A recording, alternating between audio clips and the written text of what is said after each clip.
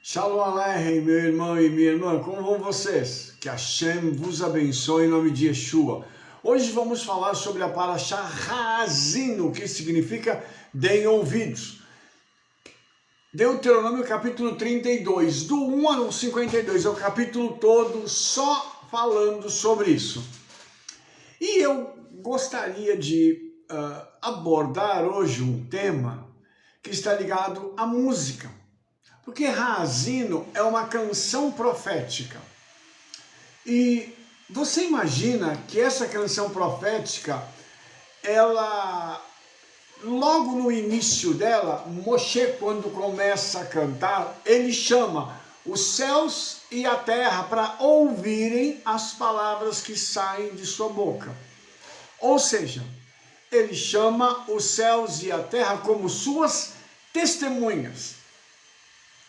Agora você imagine que o que Moshe vai cantar aqui vai determinar o futuro da nação de Israel.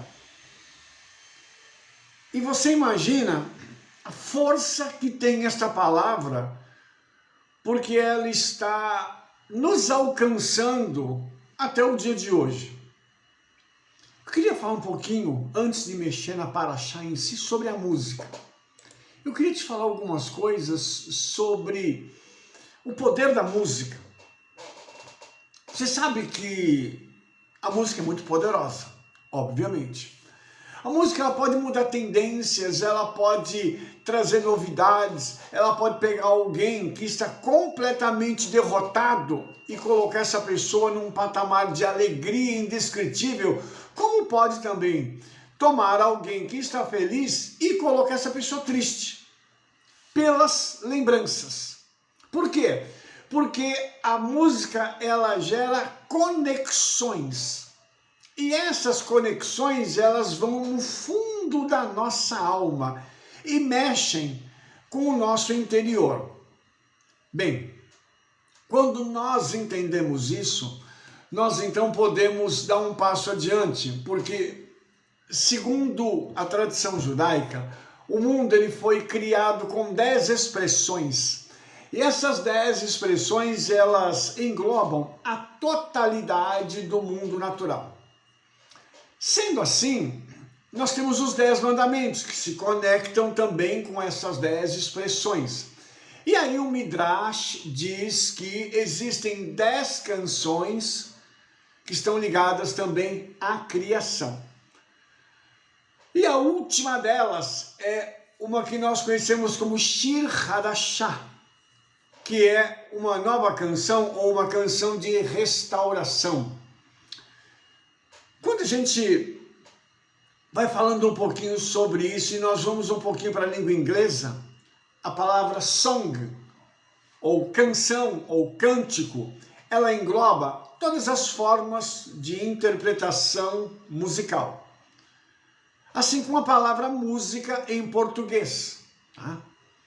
No entanto, em hebraico, a palavra shir fala dos vocais e zimra fala sobre as interpretações instrumentais. Então nós temos duas coisas diferentes em hebraico. A música, então ela é composta dos vocais mais os instrumentos. Shir mais zimra. E para nós, música é música, já engloba todas as coisas, mas no hebraico se faz essa separação. Por quê? Porque é importante que nós possamos entender que a nossa alma, ela vai se expressar musicalmente usando as nossas cordas vocais e a nossa voz, que ela sai do âmago, do centro do nosso corpo e expressa algo. E nós vamos estar expressando isso também tocando um instrumento. E tanto a forma de cantar, vocalizar algo, quanto a forma de tocar pode ser diferente. Pessoas diferentes se expressam musicalmente de formas diferentes. E isso é muito importante. Porque a música, ela tira lá do profundo da alma, do ser de quem está cantando, ou tocando, ou fazendo os dois, a expressão máxima daquele momento da sua vida. Por isso a música ela é tão importante para nós. E aí, no serviço do templo, os levitas, eles eram responsáveis por fazer isso. E esse serviço musical, ele era conhecido como avodá, que pode ser traduzido como serviço ou como adoração divina.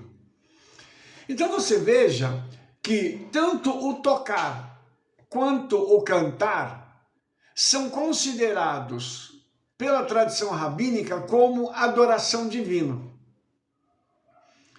Ao contrário do que nós conhecemos hoje, a adoração é uma outra coisa. O pessoal levanta a mão, né, aquela coisa toda, dá uns gritos, e essa é a forma como nós aqui no Ocidente achamos que adoramos.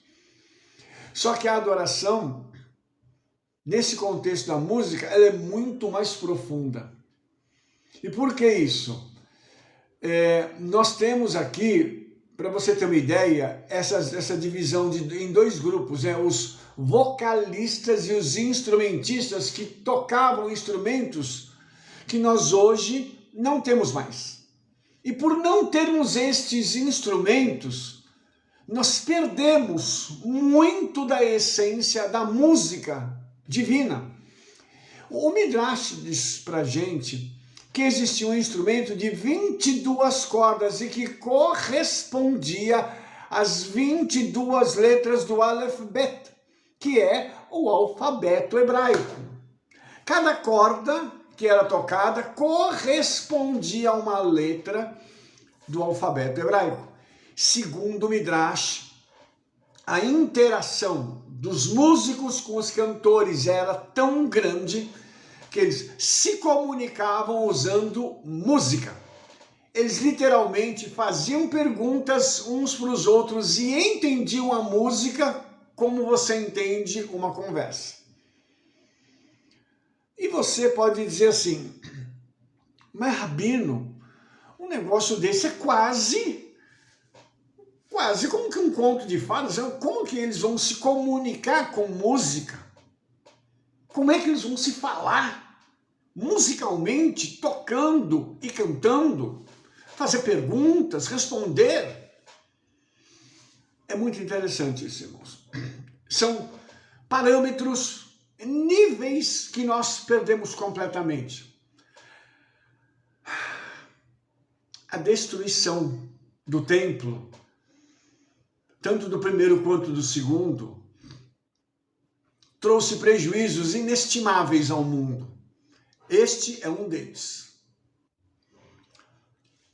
Veja bem, quando a gente, voltando lá para a época do templo, quando as pessoas ouviam os instrumentistas e os cantores, havia um desejo de se arrepender e se reunir com o Criador.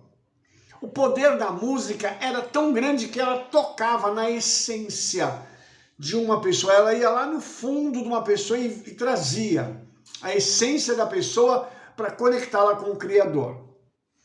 Então você imagina o poder dessa música que era praticada no templo em Jerusalém. Imagine que nós acabamos perdendo isso. E o Maharal de Praga fala justamente isso, que essa tradição divina, ela foi espalhada pelo mundo com diferentes gêneros musicais. Isso nós estamos falando de música ligada ao Eterno, ok? E tem uma linha de música que é chamada de Nusach, que é uma versão musical do serviço de Rosh Hashanah e Yom Kippur, que segundo o Maharal de Praga, são as que estão mais preservadas e mais se aproximam do serviço do templo. Então, Quando a gente fala de música, nós temos que entender que a música para o Senhor, ela tem uma linha de trabalho que é única. Nós não podemos pegar qualquer coisa e falar assim, vou fazer isso para o Senhor. Vou mostrar para você aqui, tá? Para depois a gente falar sobre Razino. Porque Razino é a culminância disso aqui, tá? Quando você e eu estamos cantando, nós temos que entender que essa música não foi invenção nossa. Mas houve uma expressão de ouvir e selecionar a forma exterior, de manifestação interior desse nosso universo espiritual que vai se conectar com o eterno. São como sons ou vibrações que vão ecoar pela eternidade e alcançar os ouvidos do Hakadosh Baruch Hu, e ele vai dizer assim, ouço a voz do canto dos meus filhos. Ela está chegando aos meus ouvidos. Como é que na eternidade se ouve essa música? A música e a nossa voz, ela é feita de frequências vibracionais, tá? E a Kabbalah chama isso de discurso do eterno. Então você imagina que a música, ela é em parte um discurso do eterno. A questão é o seguinte, como é que a gente entra nisso? Como é que nós tomamos posse, vamos usar esse chavão, né? Que o pessoal gosta muito. Como é que eu tomo posse disso, Rabino? Vamos tentar entender um pouco mais, tá? Vamos falar de profecia, tá? Vamos falar de profecia. Segundo o Zohar, o portão no paraíso da música, ele está do lado do portão da profecia. O que significa isso? Isso significa que os profetas primeiro ouviam a música e depois eles eram elevados através do espírito de profecia.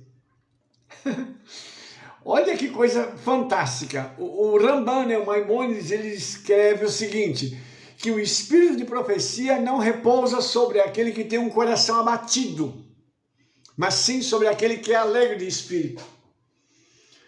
Todo profeta precisa estar alegre.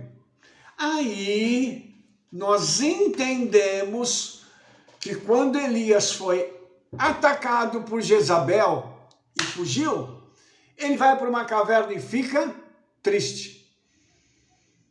E ele não consegue ouvir a voz do Senhor.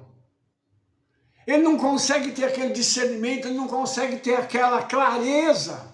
Quando ele entra na caverna e fica quieto, aí uma voz suave começa a falar com ele. Ele se acalmou. Ele já não estava mais tão agitado. Aí ele pôde parar para ouvir aquela voz e colocar as coisas no lugar. A tristeza afugenta esse espírito de profecia, segundo o Zohar, né? O Ramban também fala isso, né? Ele escreve sobre isso. E uma coisa interessante é que a Torá, ela é chamada de Shira, uma canção. Por quê? Porque Deuteronômio 31:19 diz, tu deves ensinar esta canção aos filhos de Israel. Então, Moshe ficou de ensinar a Torá cantada para os filhos de Israel, para que eles pudessem também ter a Torá como uma fonte de alegria. Olha que coisa extraordinária essa. Mas, na porção Razino, essa Torá, essa porção da Torá, ela é escrita em forma de poesia, para ela poder ser cantada. Então você vai ver que coisa interessante, porque, novamente voltando para o Ramban, para ele, Razino é a Torá toda. Esse cântico, ele incorpora toda a Torá e a história do mundo.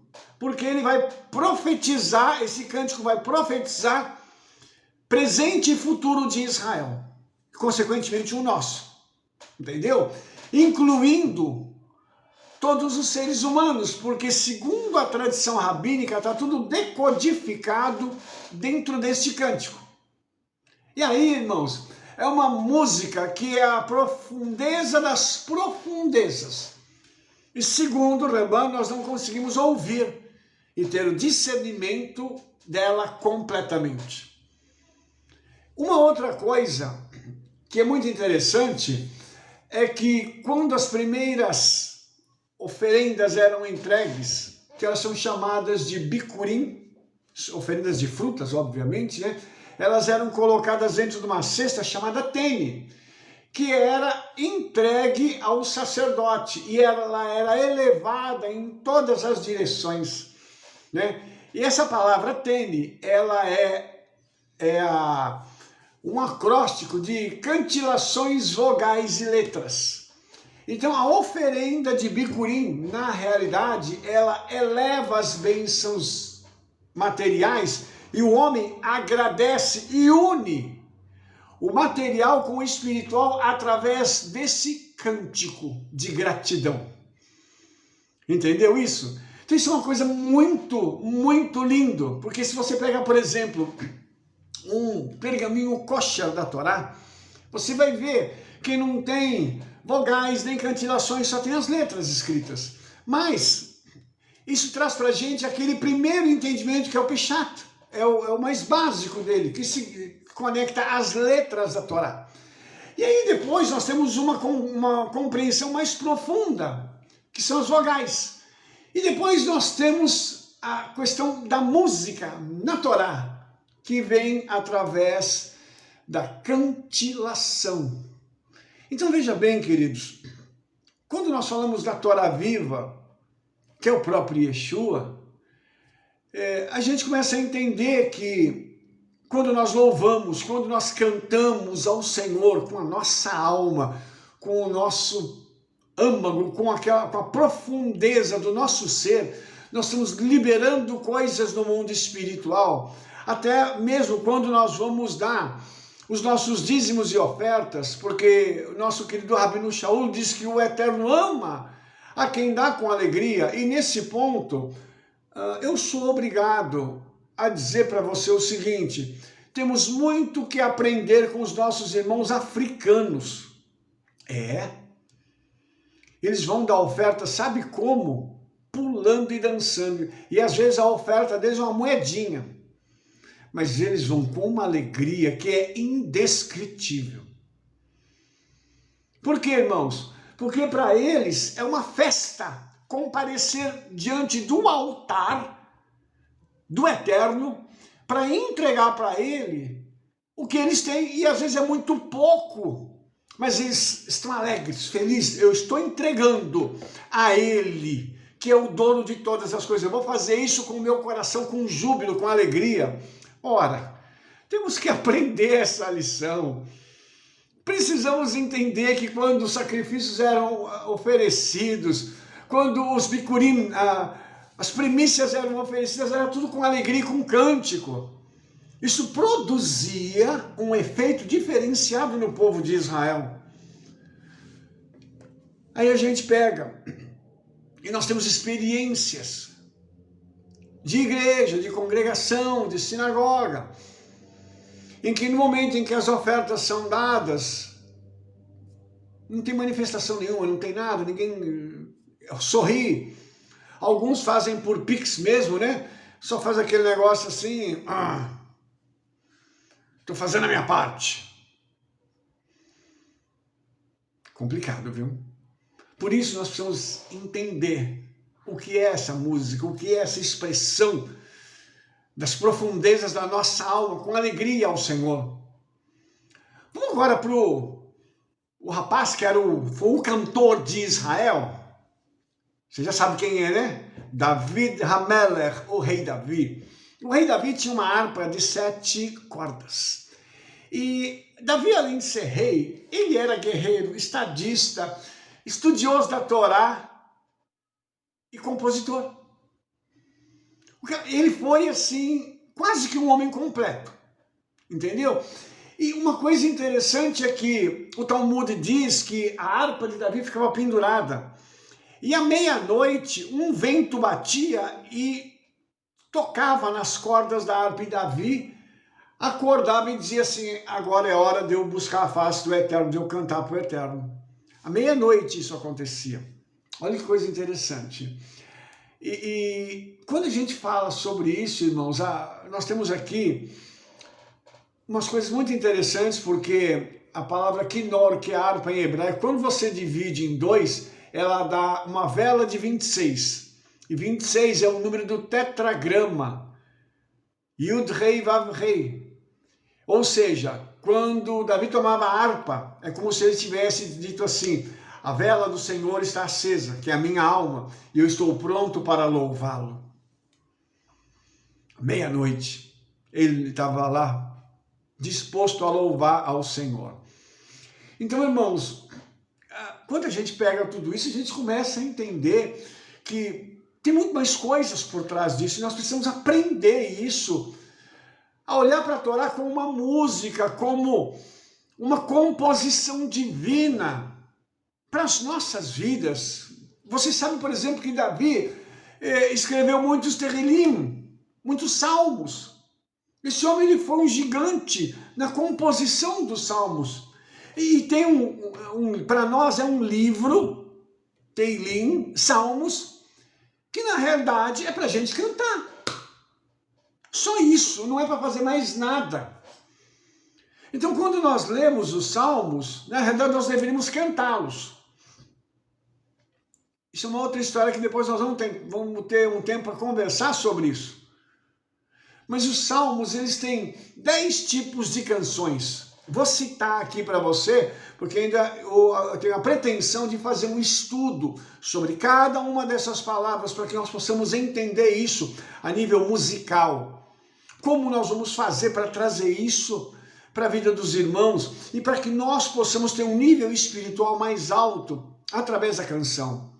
Quais são os níveis aqui? Ashrei, Braha, Mashkil, Nitzuach, Shir, Nigum, Mizmor, Tefillah, Rodaá e Haleluya.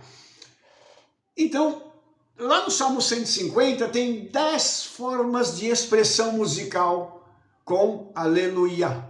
Louvai ao Eterno. Essa palavra Aleluia significa isso, entendeu? Então, lá tem essas 10 expressões que acabam culminando, fechando o livro de Salmos com o 10 de novo, entendeu? O 10 que está ligado a Keter, que é coroa. E uma curiosidade aqui que eu gostaria de deixar para os irmãos, que segundo o Talmud, a harpa do Mashiach vai ter 8 cordas. A de Davi tinha 7, a do Mashiach vai ter 8. Por quê? Porque ele vai estar transcendente, ele vai estar acima da realidade, da natureza do mundo, para poder trazer essa canção para nós.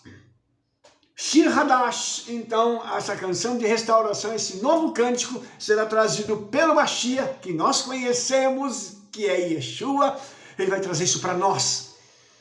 E vai transcender, vai passar os níveis da natureza e vai causar grandes milagres nas nossas vidas. E olha só, uma das coisas que o Eterno falou com Davi é o seguinte: quando ele ouviu o coachar de um sapo, o Senhor falou para ele assim: mesmo que você criasse centenas de salmos, eles não chegariam aos pés de um coachar de um sapo, porque é a expressão natural dele para me louvar. Óbvio que você sabe que toda a natureza louva ao Eterno. Está escrito isso também no livro de Salmos: todo ser que respira, louve ao Eterno. Então, toda a natureza louva ao Eterno. Se você tiver curiosidade, lá no YouTube existem vários vídeos dos sons do universo. E você parar para ouvir esses sons, você vai ver que o universo louva ao Eterno. Os sons da natureza, os sons dos animais. Se você imaginar o seguinte, que o Eterno ouve tudo isso de uma vez. Nós ouvimos um som aqui, outro ali. Imagine o som de todo o universo chegando aos ouvidos do Criador. E ele, imagino eu, fechando os olhos e dizendo: a minha criação me louva. Oh, Senhor! E às vezes nós não temos a capacidade de louvar ao Eterno.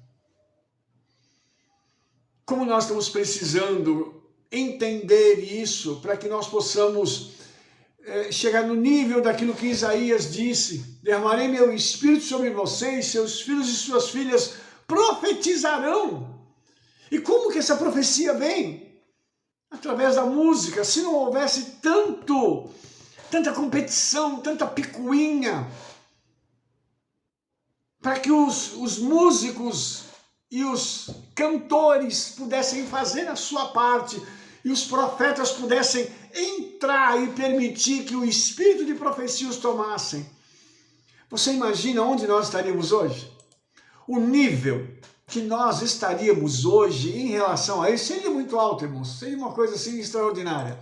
Por isso, irmãos, por isso que a gente precisa entender hoje a Torá. Quando Moshe chama o céu e a terra como testemunha, ele diz assim: venham aqui, vocês vão testemunhar o que eu vou dizer para vocês agora, porque eu vou mostrar para vocês a grandeza do nome do Eterno. Apregoai esse nome, dai grandeza a ele.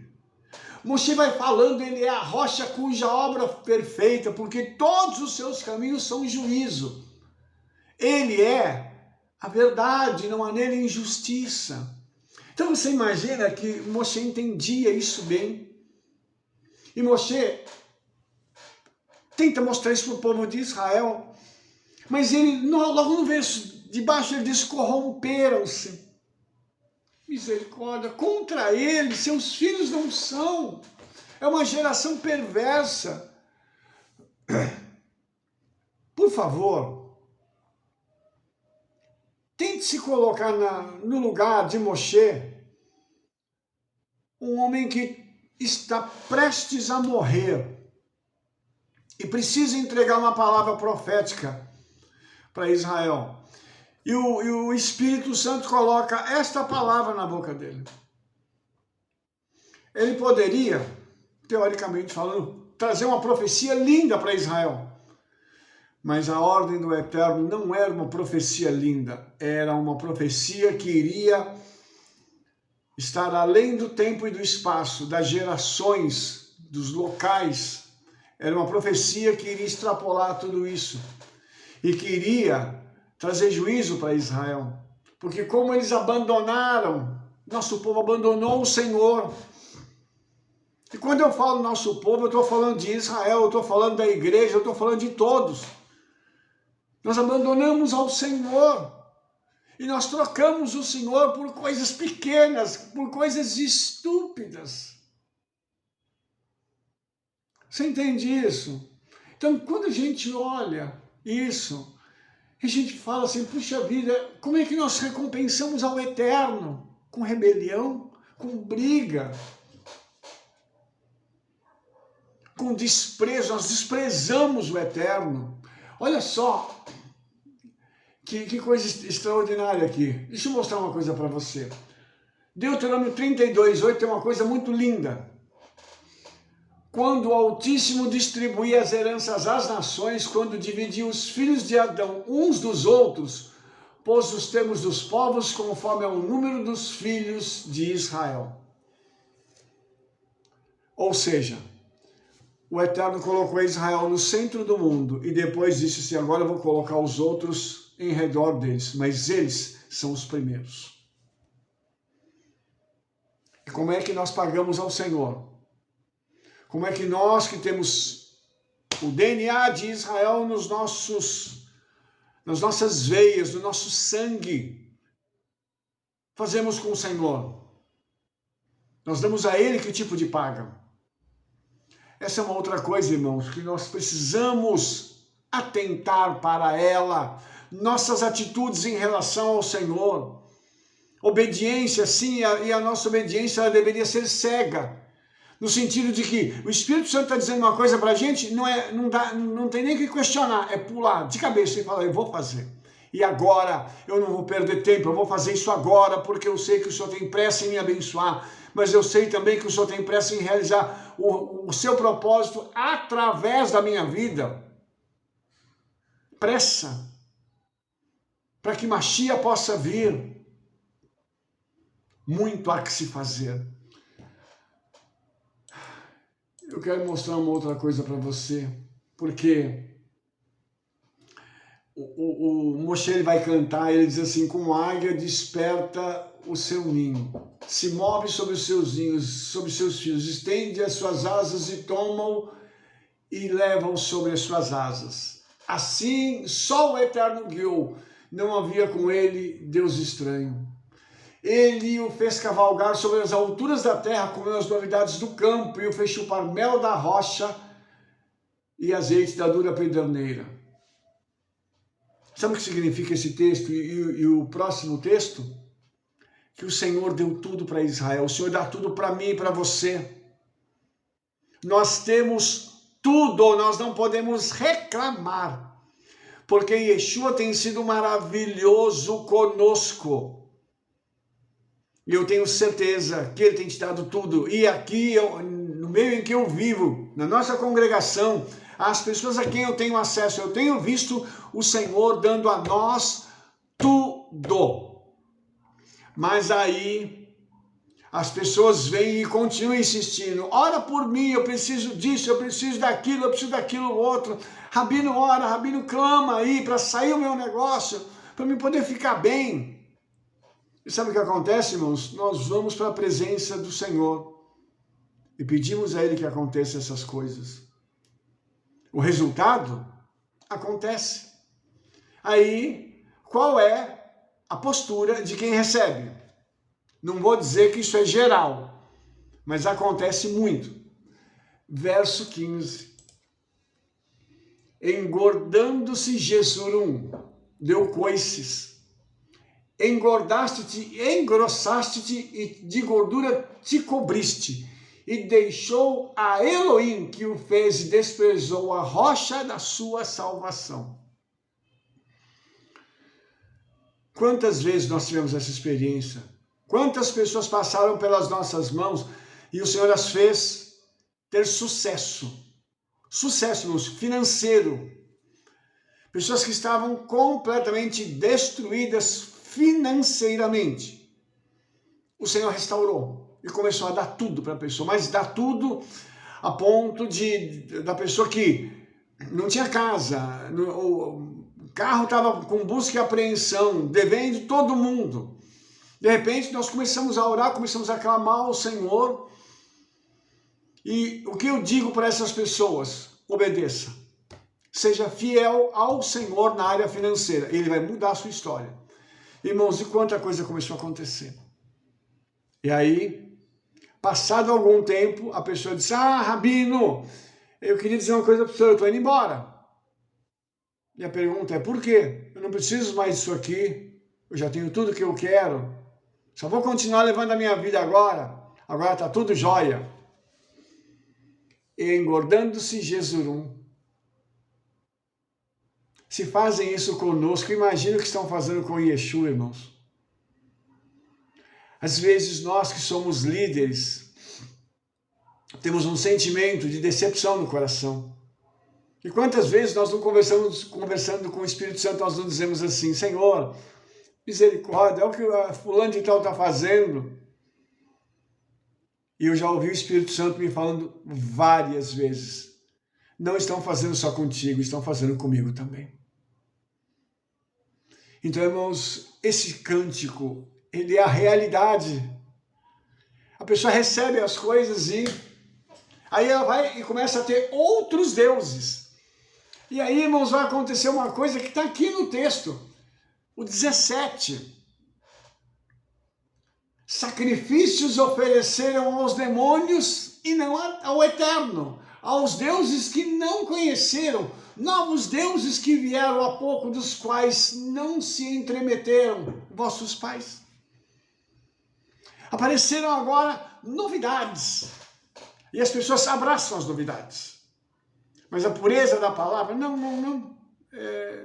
Eu quero uma outra coisa, eu quero viver uma outra coisa.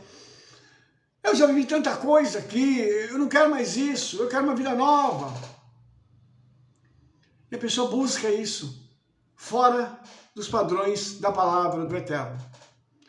Abandona a Yeshua, abandona a congregação, a sinagoga, a igreja. Olhe só esse verso. Esqueceste-te da rocha que te gerou, e em esquecimento puseste o Deus que te formou. Veja bem, irmão, se não é isso que está acontecendo em nossos dias. Quanta gente fora de igreja, fora de congregação e fora de sinagoga. Ah, Rabino, mas a igreja, eu fiquei decepcionado com a igreja, eu fiquei decepcionado com a congregação, eu fiquei decepcionado com a sinagoga. É mesmo? Mas será que você não olhou para dentro de você mesmo e não foi você que se decepcionou por algo que você poderia passar por cima disso? Hoje, irmãos, nós temos uma geração muito frágil. Se você disser alguma coisa no altar que a pessoa não gostar, já aconteceu comigo, a pessoa vai embora e não volta mais. E a palavra não é para ela, não se fala o nome dela, não se diz nada de assintoso em relação a ela, mas a pessoa ouviu, ela não gostou do que eu disse ou do que você disse, ela simplesmente vai embora. Uma geração muito frágil, cristalzinho, sabe? Desculpe usar essa expressão, muito mimimi. E não suporta ouvir a palavra, não suporta querer ser confrontada com a palavra para ver mudança, porque Torá, irmãos, ela vai te confrontar sim. A Torá, ela vai ser o pente fino, ela vai passar e vai arrancar tudo. E eu vou lhe dizer uma coisa aqui, em nome de Yeshua. Se você está me assistindo agora, se você está fora do corpo do Mashiach, volte. Vá lá onde você saiu, peça perdão e volte. E fique. Não importa o que os outros vão dizer, não importa o que os outros vão fazer. Fique firme com o Senhor, você precisa estar conectado ao corpo do Mashiach. Ah, Rabino, mas eu estou aqui na minha casa e aqui na minha casa está tudo bem. Não está, não. Porque a Bíblia diz que nós temos que congregar. Isso aqui, essas pessoas que estão aqui inclusas em Haazino, nesse cântico profético.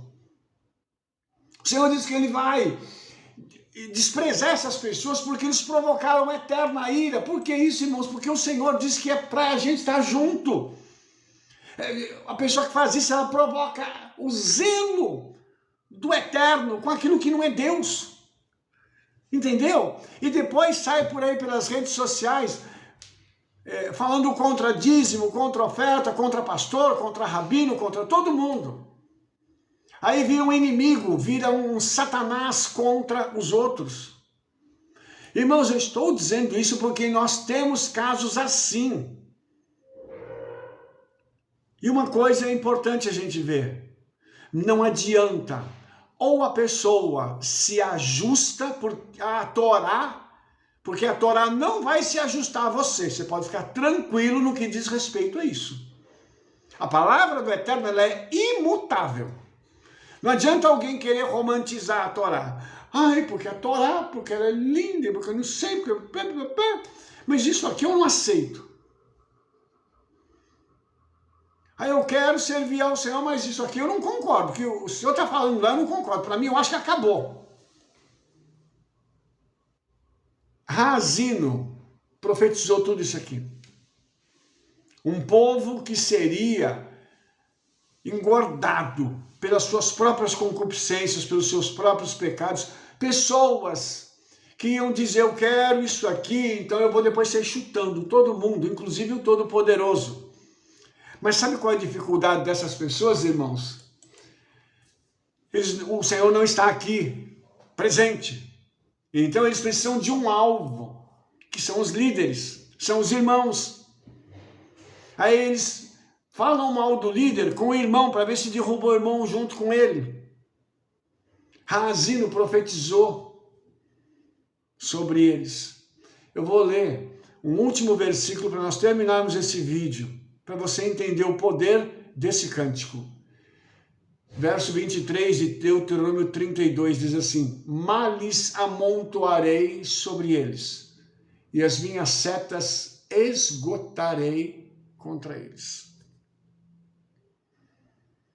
Quem quiser se levantar contra o Senhor, na pessoa dos servos do Eterno, que o faça. Mas lembre-se desse versículo: os males virão sobre essa pessoa, e as setas do Senhor também virão por conta da desobediência, porque tudo isso já está profetizado. Ai daquele que deixa a fonte das águas vivas, a rocha da sua salvação.